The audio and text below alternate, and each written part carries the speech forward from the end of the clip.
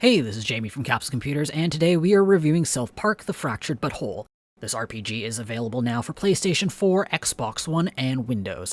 At the time of the recording of this video, the game cost $59.99 US or $89.95 Australian for the PC version and $99.95 Australian for the console version.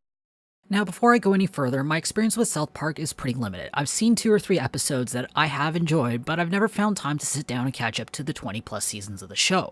South Park: The Fractured But Whole is essentially an interactive South Park movie.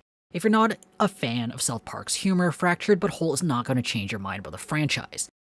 However, beyond the crass humor and swearing is a surprisingly thoughtful story. The writers do an excellent job touching on more mature themes like sex, gender, race, illness, and identity, which they package in South Park's no-holds-barred comedy style. I really enjoyed the story, and frankly, I'm starting to warm up to the idea of catching up to a few seasons after playing Fractured But Whole. Like the previous South Park game, The Fractured But Whole is an RPG with some gameplay tweaks and changes based on the feedback from Stick of Truth. South Park: The Fractured But Whole is not the most complex RPG in the world. It's definitely on the lower end of the scale and is oriented to appeal to the largest group of South Park fans as possible. Character creation and management is rather simple. Each character has 3 basic skills and 1 ultimate skill. The only character players can customize is their own, and the min-maxing options for characters are rather basic. The combat is turn-based with tactical elements. The battlefield is a simple chessboard-like affair with no mechanics like line of sight, flanking, or elevation to worry about. I like the critical system that needs timed button presses to deal with extra damage, heal some incoming damage, and boost the meter for ultimate attacks. The system adds a little extra layer of skill and interaction to combat. There are 3 difficulty levels, with the normal level scaled at a point where the average gamer will have an enjoyable challenge. The biggest issue with the game's combat, though, is the stretches of repetitive battles. There are parts of the game where players will be facing off against the same type of enemies over and over again. South Park uses a map with predetermined numbers of battles, so it could be worse if it was random encounters. However, you can only beat up 6th graders so many times before it does get a little dull. On the other hand, South Park: The Fractured But Whole does a great job with the boss fights. These multi-stage battles have some of the most interesting mechanics, such as real-time pressures that force players to make tactical decisions quickly or be literally crushed to death.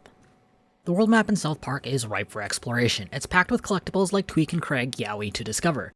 The environmental puzzles are enjoyable, though the toilet minigame gets repetitive and dull pretty quick. It seems like the toilet minigame was designed for controllers in mind. While the rest of the game is totally serviceable with a mouse and keyboard, the toilet minigame's keyboard control feels like a dull afterthought compared to the controller. The biggest problem with the map is how the game opens up new areas of the map as the game progresses. While 2 neighborhoods may be right next to each other, players are usually stuck taking a roundabout route because the walking path is blocked off by environmental hazards that can only be removed with a special ability acquired later on in the game. The audio-visual presentation is fantastic. The cutscenes could have been ripped out of an episode of South Park on TV. I like how colors are used to show interactive items in the environment. It's a really subtle technique that works well in maintaining the visual design that stays true to the source material.